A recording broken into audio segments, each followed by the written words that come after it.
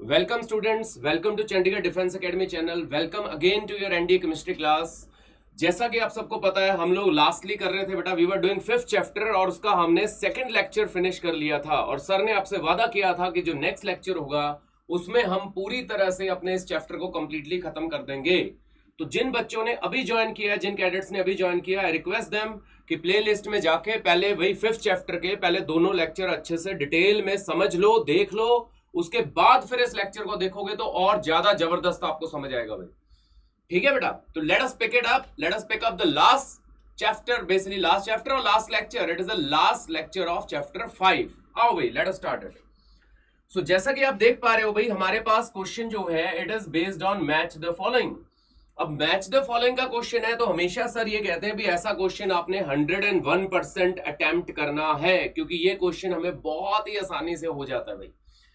Pickup उसने मुझे list 1 में बोला हुआ बेटा इलेक्ट्रॉनिक कॉन्फ़िगरेशन और लिस्ट 2 में बोला हुआ है एलिमेंट्स। तो मैं ऑप्शन विजिबल करने के लिए इसको थोड़ा सा और ऊपर कर दूंगा, क्योंकि अब आपको पता ही है लिस्ट ए में है भाई इलेक्ट्रॉनिक कॉन्फ़िगरेशन और लिस्ट बी में है भाई elements, isn't it? So I think it will be much more visible now. देखिए प्रॉपर सारे ऑप्शंस आपको विजिबल हो रहे हैं। तो सर हमेशा कहते हैं कि जिस क्वेश्चन में आपके पास ऐसे आपको दो लिस्ट के ऑप्शंस को मैच करना है विद इन जीएटी, वो क्वेश्चन आपने 101% अटेम्प्ट करना है, चाहे आपको थोड़ा कम भी आता हो भाई, क्योंकि आंसर एलिमिनेट होके आप आंसर पे बहुत जल्दी से पहुंचते हो। So let me show you कैसे। अब ये हमें कॉन्फ़िगरेशन गिवन है भाई 1s2, वो कह रहा है ये कॉन्फ़िगरेशन किसकी है। अब अगर आप ऑब्जर्व कर रहे हो बेटा, ए जो है वो मैच कर रहा है 3, 4 या 2 के साथ, और अगर आप चेक कर रहे हो थर्ड पे लिख रखा है hydride ion. Will you remember what was hydride ion? जब भी लास्ट में आईडीई हो इसका मतलब बेटे उसके ऊपर चार्ज कैसा है, उसके ऊपर चार्ज है नेगेटिव।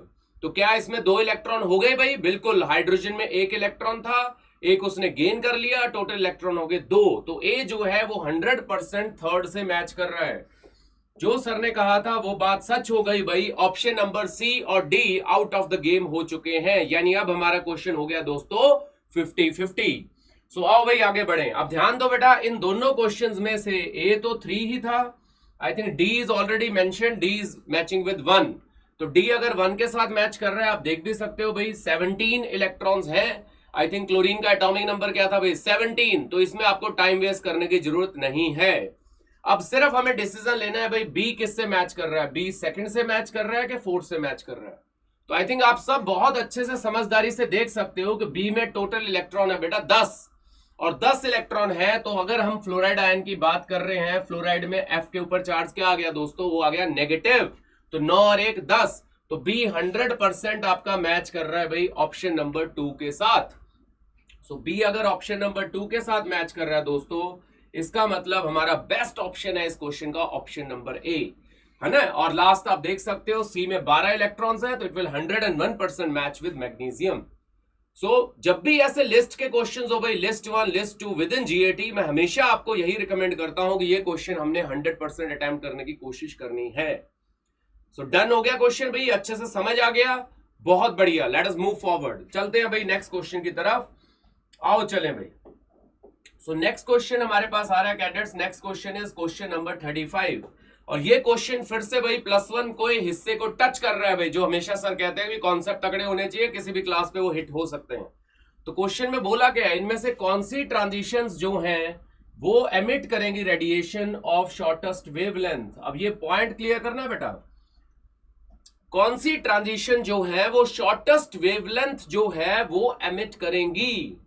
अब एक तो तरीका है भाई, आपको रेडबर्ग इक्वेशन का फॉर्मूला बहुत अच्छे से पता है, 1/λ is equal to R 1/n1 square minus 1/n2 square. एक तो भाई ये हमारा फॉर्मूला है, अगर कोई +1 को अच्छे से करके आया है। सो इसमें मैं ये कहूंगा कि आप n1 और n2 की वैल्यू पुट करिए भाई, n1 is always smaller, n2 is always greater. तो सारी वैल्यू आप जब पुट करोगे दोस्तों, सो आपको बहुत अच्छे से पता लग जाएगा कि हमारा आंसर कौन सा है, अगर आप सारी वैल्यूज पुट करते हो। लेकिन प्लीज याद रखिएगा जो सर ने कहा भाई n1 is always less than n2, वो इंफॉर्मेशन दिमाग में रखनी बहुत जरूरी है भाई। क्लियर है? बहुत अच्छे। तो अगर आप ये सारे ऑप्शंस पुट करते हो बेटा, तो व्हाट यू गेट, जैसे मैं आपको पुट करके शो भी कर देता हूं। जैसे मैं यहाँ पे फर्स्ट ऑप्शन यूज कर रहा हूं बेटा, 1/λ is r 1/n1 square, n1 is 1 तो दैट इज 1 माइनस 1/2 स्केयर 1/4, तो 1/λ आ रहा है बेटे मेरे पास 3r/4। सो लैम्डा क्या आ रहा है भाई, लैम्डा ऑप्शन ए में आ रहा है मेरे पास 4r/3। आप वेरीफाई कर सकते हो बेटा, ठीक है जी। तो चेक कर सकते हो, आराम से चेक कर सकते हो, टेक योर टाइम, कोई इश्यू नहीं, टाइम बहुत है भाई। अगर मैं इसी में पुट करता हूं बेटा n2 और n3, तो फिर आपके पास आ रहा है बेटे, मैं इसी को जस्ट यहां से थोड़ा सा रिमूव करूंगा इसी पार्ट को, यहीं पे मैं दोबारा सॉल्व करता हूं, तो हमारे पास आ रहा है 1/λ is equal to r 1/4 minus 1/9। तो if you solve it out it is 5/36। तो ये ऐसा कुछ आ रहा है बेटे, तो लैम्डा मेरे पास क्या आ रहा है बेटे 36/5r। सो इस केस में मेरे पास लैम्डा क्या आ रहा है बेटे, that is coming out to be 36r/5 कह लो, कोई भी आपको जो कोई दिक्कत नहीं है बेटा, देख लो। तो पहले क्या आया था भाई 4/3 है ना, अब क्या आया भाई 36/5। तो आई थिंक हम सब समझदार है, जैसे जैसे आप वैल्यूज बढ़ाते जा रहे हो वेवलेंथ की वैल्यू क्या हो रही है भाई, वो बढ़ रही है। तो अगर मैं इसको एक सिंपल कॉमन मैन के तरीके से करूं, मैं कहूं भी मैं कॉमन मैन हूं, मुझे फॉर्मूला भूल गया, मुझे फिर भी क्वेश्चन करना है, तो प्लीज याद रखना दोस्तों, शॉर्टेस्ट वेवलेंथ का मतलब जो सबसे स्मॉलेस्ट वैल्यूज है वो आपने यूज करनी है। और ये पेपर का क्वेश्चन है बेटा, तो स्मॉलेस्ट वैल्यू आपको दिख जाएंगी बेटा, that is n equal to 2 and n equal to 1। और यहां पे मैं ये ऐड कर दूं क्योंकि दूसरे पेपर में ये आया था कि स्मॉलेस्ट वेवलेंथ की जगह उसने शॉर्टेस्ट वेवलेंथ की जगह क्या लिख दिया था बेटा, मैक्सिमम एनर्जी। तो कोई फर्क नहीं पड़ा, क्यों, क्योंकि वेवलेंथ एनर्जी पे कैसे डिपेंड है cadets, it is inversely proportional. तो वेवलेंथ कम होगी तो एनर्जी ऑटोमेटिकली क्या होगी भाई, ज्यादा होगी। सो ये मैं अभी आपको नेक्स्ट आगे दिखाऊंगा, वो क्वेश्चन भी इसी में रखा हुआ है मैंने इसी चैप्टर में, ताकि आप अच्छे से उस चीज को भी दोबारा समझ सको भाई। तो कम वेवलेंथ कम वैल्यू, खत्म, सिंपल याद रहेगा भाई आपको, विद इन सेकेंड्स आपका क्वेश्चन डन हो जाएगा भाई। सो देखा हमने 35 क्वेश्चन कितना जल्दी से ट्रिक से टेक ओवर कर लिया। अगर हमने अंडरस्टैंडिंग बना ली तो फिर कोई दिक्कत नहीं थी भाई, तो विद इन सेकेंड हमने चीज को समझ लिया। तो आओ भाई मैं चलता हूं क्वेश्चन नंबर 36 की तरफ आपके पास प्लीज। अब क्वेश्चन नंबर 36 जो है कैडेट्स, ये भी हमारा +1 +2 कॉन्सेप्ट पे ही है, लेकिन इसको भी आप 10th के कॉन्सेप्ट के बेस पे कर सकते हो। कहता पेनिट्रेटिंग पावर कैसे बढ़ाओगे एक्सरेज की, तो पेनिट्रेटिंग पावर कैसे बढ़ाओगे बेटा, पावर क्या था याद है सबको, वर्क अपॉन टाइम। तो वर्क बढ़ाएंगे, एनर्जी बढ़ाएंगे, एनर्जी बढ़ाएंगे, एनर्जी कैसे बढ़ाएंगे भाई, एनर्जी कैसे बढ़ाएंगे, एनर्जी बढ़ाएंगे पोटेंशियल बढ़ा के। तो एक तो आप वो बेसिक जो फिजिक्स में ज्यादा फॉर्मूले यूज करते हैं, power is work upon time, और पोटेंशियल का भी फॉर्मूला आपने पढ़ा हुआ बेटे अगर याद हो, work upon charge, if you remember that. तो पावर कब होगी भाई, कब होगी पेनिट्रेटिंग पावर ज्यादा, जब एनर्जी ज्यादा होगी। एनर्जी ज्यादा कब होगी भाई, जब पोटेंशियल ज्यादा होगी। तो फिर तो डायरेक्ट आप ऑप्शन नंबर डी की तरफ पहुंच जाओगे भाई, इंक्रीजिंग द पोटेंशियल डिफरेंस। और अगर कोई +2 के कॉन्सेप्ट के बेस पे करना चाहता है कैडेट्स, तो +2 के कॉन्सेप्ट के बेस पे भी आप लोग कर सकते हो बेटा। +2 का कॉन्सेप्ट क्या था, वहां पे आपने एक फॉर्मूला पढ़ा था, lambda is h upon √2mEv, याद आया भाई सबको, you remember that, de Broglie relation से निकालते थे हम लोग, फिजिक्स में भी है भाई, केमिस्ट्री में भी है, एटॉमिक स्ट्रक्चर में। तो अगर यहाँ पे बेटा पोटेंशियल ज्यादा होगा तो वेवलेंथ क्या होगा दोस्तों, वेवलेंथ होगा कम। और अभी पिछले क्वेश्चन में क्या बात की थी, वेवलेंथ अगर कम है तो एनर्जी क्या होगी, ज्यादा, यानी पावर भी क्या होगी बेटा, ज्यादा। तो हर तरह से आपका ऑप्शन जो आ रहा है बेटा वो आ रहा है option number D. But this is a very good question, again paper का क्वेश्चन है भाई, बहुत ही अच्छे से हमें समझना है, कॉन्सेप्ट पूरा क्लियर होना चाहिए हमें। So question number 36 is also done, let us move on to question number 37। अब 37th क्वेश्चन है, फिर से वही बेटा, he has given me 3 statements और पूछ रहा है उनमें से कौन सी सही है कौन सी गलत है। और ये क्वेश्चन फिर से एग्जाम में आया हुआ है बेटा, this is again based on, जब सर बार बार बोल रहे हैं आइसोटॉप्स, आइसोबार्स, आइसोटोन्स, उनके ऊपर ही बात हो रही है बेटा। तो आइसोटॉप सबको याद है भाई, क्या कहा था सर ने, सेम जेड डिफरेंट ए। आइसोबार में क्या कहा था, डिफरेंट जेड सेम ए, और आइसोटोन्स में सेम ए माइनस जेड। तो अगर वो आपको याद है तो काम बन गया भाई हमारा। तो यहां पे इसने कहा आइसोटॉप्स का सेम एटॉमिक नंबर होता है, डिफरेंट एटॉमिक मास होता है, equation 1 is correct, isn't it. So equation 1 भाई 100% करेक्ट है। इक्वेशन 2 में लिखा आइसोबार होते हैं जिनमें सेम नंबर ऑफ न्यूट्रॉन होते हैं बेटा, दैट इज आइसोटोन्स। वो डेफिनेशन आइसोटोन्स की है जिनमें सेम नंबर ऑफ न्यूट्रॉन्स होते हैं। तो सेकंड स्टेटमेंट गड़बड़ दी हुई है बेटा। और आइसोटोन्स आइसोबार्स जो है बेटा उसकी डेफिनेशन दी हुई है इसने यहाँ पे, जिनका मास नंबर है सेम लेकिन एटॉमिक नंबर है डिफरेंट। तो थर्ड और सेकंड की जो बेटा डेफिनेशन है वो आपस में इंटरचेंज कर रखी है उसने। तो इसका मतलब सिर्फ फर्स्ट स्टेटमेंट करेक्ट है बेटा। ऑप्शन हमारे पास सिर्फ ए जो आपको स्क्रीन पे विजिबल हो रहा है वही हमारा आंसर है, ओनली वन। तो याद रहेगा भाई, आइसोटॉप सेम जेड डिफरेंट ए, आइसोबार डिफरेंट जेड सेम ए, और isotone same A minus Z, that is number of neutrons.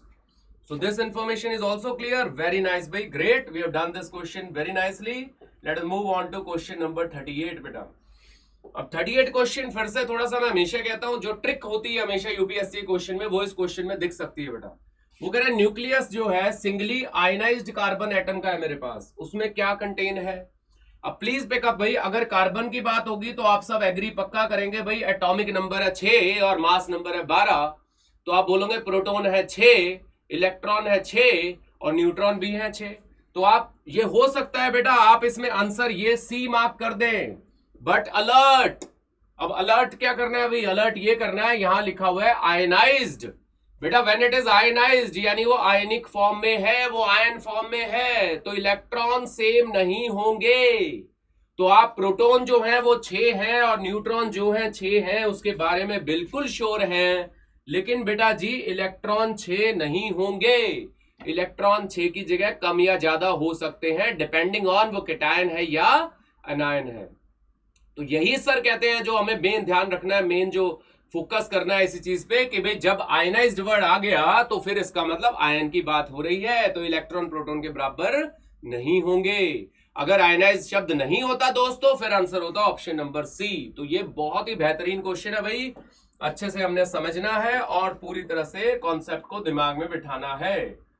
आ जाओ भाई 39 क्वेश्चन आ गया, एक बहुत ही बेसिक क्वेश्चन जो हम बार बार लोअर क्लास से पढ़ते आ रहे हैं कि जो प्रोसेस है भाई न्यूक्लियर फ्यूजन फ्यूजन याद ना भाई, फ्यूजन सूरज में कौन सा न्यूक्लियर है भाई, न्यूक्लियर फ्यूजन। हाइड्रोजन मिल के क्या बना रहा है, हीलियम बना रहा है।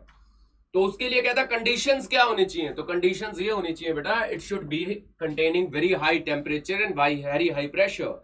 क्योंकि सबको पता है भाई सूरज पे टेम्परेचर क्या है, बहुत ही ज्यादा, तो टेम्परेचर भी बहुत ज्यादा चाहिए। और क्योंकि दोनों सेम न्यूक्लियर है बेटा, हाइड्रोजन को फ्यूज करने के लिए I need to apply high pressure.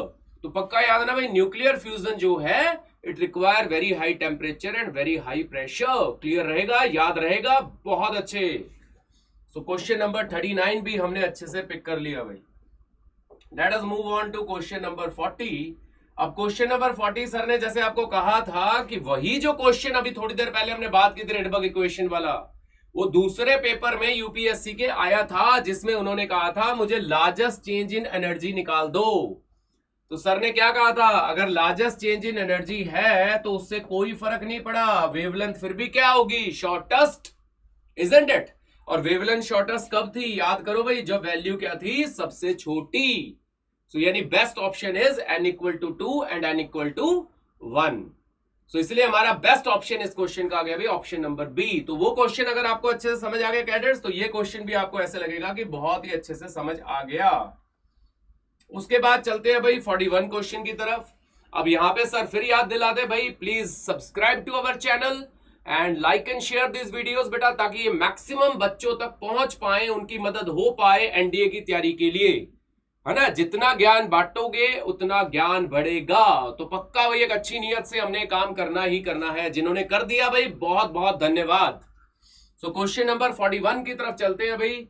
Phenomenon of radioactivity किन्होंने डिस्कवर किया था, तो phenomenon of radioactivity was discovered by Henry Becquerel. Please remember बेटा, कई लोग मैरी क्यूरी से कनेक्ट कर लेते हैं उसको, लेकिन मैरी क्यूरी एक ऐसा नाम है जो अकेले ऐसे साइंटिस्ट है जिनको फिजिक्स और केमिस्ट्री दोनों में नोबेल प्राइज मिला हुआ है बेटा, और ये इनके हस्बैंड है बेटा पियरी क्यूरी, अकेला कपल जिसको नोबेल प्राइज मिला हुआ है। तो this is a very important information जो हमें बहुत काम आने वाली है किसी भी जगह पे बेटा, ठीक है जी। लेकिन रेडियो एक्टिविटी जो डिस्कवर की थी that's what discovered by Henry Becquerel, याद रखना भाई, बिल्कुल भी मत भूलना। Very nice. सो 41 क्वेश्चन भी कर लिया अच्छे से। आओ भाई 42 की तरफ चले। अब चैप्टर बस अपने सांसें गिन रहा है भाई, खत्म होने वाला है बड़े आराम से। तो 42 क्वेश्चन आ गया दोस्तों। 42 में कह रहा है most of the mass of an atom can be found in, कहता ज्यादातर जो मास है बेटा एटम का वो कहां पे मिलने वाला है? याद करो भाई, न्यूक्लियस में मिलने वाला है, क्योंकि न्यूक्लियस में कौन है? याद आ गया, न्यूक्लियॉन्स हैं। तो जहां न्यूक्लियॉन्स हैं यानी प्रोटॉन और न्यूट्रॉन है, वहीं पे एटम का ज्यादातर मास क्या है भाई? इकट्ठा है। और ये किस एक्सपेरिमेंट से डिस्कवर हुआ था भाई? Rutherford alpha scattering experiment. तो वो भी बात याद रखनी है भाई। सो question number 42 is also done, वो भी हमने अच्छे से समझ लिया भाई। आओ भाई क्वेश्चन नंबर 43 की तरफ चलें। अगेन आ गया जी, match the following and it is based on the discoveries, कि जो हमारे साइंटिस्ट थे उन्होंने कौन कौन से डिस्कवरी की थी। तो गोल्डस्टीन सर ने आपको पहले ही बताया था क्या डिस्कवर किया था भाई? प्रोटॉन। सो A2 यानी ऑप्शन बेटा, मैं अगर आपको कहूं C और D अगर आपको विजिबल नहीं भी हो रहा है, इट इज आउट बेटा, वो दोनों आउट हो गए, क्योंकि A और B में ही सिर्फ ये लिखा हुआ है बेटा कि इट इज 2। मैं इसको थोड़ा सा ऊपर आपके लिए करता हूं ताकि आप थोड़ा और अच्छे से देख पाओ। देखो सारे ऑप्शन अब आपको विजिबल हो रहे हैं, नहीं? बढ़िया। तो मैंने कहा गोल्डस्टीन मैच कर रहा है बेटा प्रोटॉन के साथ, यानी A इज मैचिंग विद 2, तो इसका मतलब option C and option D is out of the game. और जब आप दोनों को देख रहे हो बेटा A2 तो D1 ऑटोमेटिकली हो गया बेटा। तो ऑब्वियसली D1 अगर ऑटोमेटिकली हो गया तो Dalton is matching with atomic theory. याद आ गया भाई सबको? बहुत बढ़िया।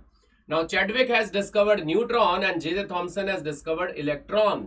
सो B3 एंड C4, तो ऑप्शन नंबर A जो है बेटा वो है बेहतरीन ऑप्शन।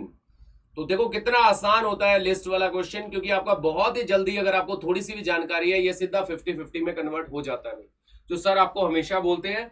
इसलिए सर कहते हैं कि ये क्वेश्चन तो आपने लिस्ट 1 लिस्ट 2 मैचिंग वाला पक्का करना है भाई GAT के किसी भी सेक्शन में।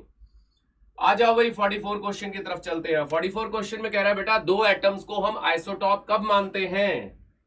तो आई थिंक मेरे को लग रहा है पहली स्टेटमेंट में आप पहचान लोगे, जब उनका एटॉमिक नंबर क्या होगा भाई? सेम, और मास नंबर क्या होगा दोस्तों? Different. You remember that? Very good. So option number A is done. 44 का A ऑप्शन हमारा बेहतरीन आंसर आ चुका है भाई। Let us move to question number 45 दोस्तों। 45 क्वेश्चन फिर आ गया जी, मास नंबर ऑफ एटम को कैसे डिटरमाइन करोगे? क्या कहा था सर ने? ज्यादातर मास कहां पे इकट्ठा हुआ है भाई? तो आई थिंक ज्यादातर जो मास है वो इकट्ठा हुआ है बेटा न्यूक्लियस में। तो अगर मैं ऐड कर दूं न्यूट्रॉन्स और प्रोटॉन्स को, तो इसका मतलब मेरे पास मास नंबर एटम का आ जाएगा। तो best option is option number D। तो 45 का D ऑप्शन हमारा बेस्ट ऑप्शन है भाई। That is also done. Let us move to 46 question दोस्तों। We are just moving towards the end now. अब हम स्पीड अप कर रहे हैं भाई जल्दी जल्दी, क्योंकि हमें समझ आ चुका है और चैप्टर हमारी मुट्ठी में आने वाला है भाई। देन इनमें से कौन सी करेक्ट इलेक्ट्रॉनिक कॉन्फ़िगरेशन है दोस्तों क्लोरीन के लिए? I think you all will agree, chlorine का एटॉमिक नंबर क्या है जी? 17। और इसने ये बेसिक कॉन्फ़िगरेशन दी हुई है, आई थिंक आप सब पहचानते हैं इसे, 287, इजंट इट? लेकिन अपनी लेटेस्ट कॉन्फ़िगरेशन भी तैयार रखना भाई, क्योंकि वो ज्यादा यूज होती है, लेकिन अगर बेसिक भी आ जाए तो बेसिक हमें आनी चाहिए। सो question number 46 is also done. Let us move on to question number 47। Now 47 question is which of the following contains the most neutrons? सबसे ज्यादा न्यूट्रॉन्स किसमें है भाई? तो माइनस करें भाई। पहले में आ रहा है 59 माइनस 26, क्या आ रहा है दोस्तों? 33। सेकंड में आ रहा है 61 माइनस 29, क्या आ रहा है दोस्तों? 32। थर्ड में आ रहा है 61 minus 30, I am getting 31 neutrons. और लास्ट वाले में आ रहा है बेटा 60 माइनस 30 न्यूट्रॉन्स। तो एवरीबॉडी विल एग्री कि जो maximum most of the neutrons हैं वो किसमें है भाई? मैक्सिमम किसमें है भाई? That is 26 iron 59। तो option number A is the best option. तो प्रोटॉन, इलेक्ट्रॉन, न्यूट्रॉन हम बहुत आराम से फाइंड कर सकते हैं। That is not a big issue for us, with in seconds हम लोग सॉल्व कर लेते हैं भाई। देन 48 क्वेश्चन पे ध्यान दीजिएगा भाई। It is a very good question, again examination question, अच्छे से करने के लायक है। कि एक मोनो एटॉमिक स्पीसीज है जिसमें 18 इलेक्ट्रॉन्स है और उसके ऊपर चार्ज है -2। अब बेटा आप सब समझदार हो, अगर 18 इलेक्ट्रॉन है और -2 चार्ज है तो आप आइडेंटिफाई कर चुके हो कि कौन है बेटे वो एलिमेंट? वो है सल्फर, जिसके ऊपर 2 नेगेटिव चार्ज है। तो अगर मैं ये कहूं कि उसमें उतने इलेक्ट्रॉन्स हैं जितने आर्गॉन में है, आर्गॉन में कितने इलेक्ट्रॉन्स होते हैं भाई? 18।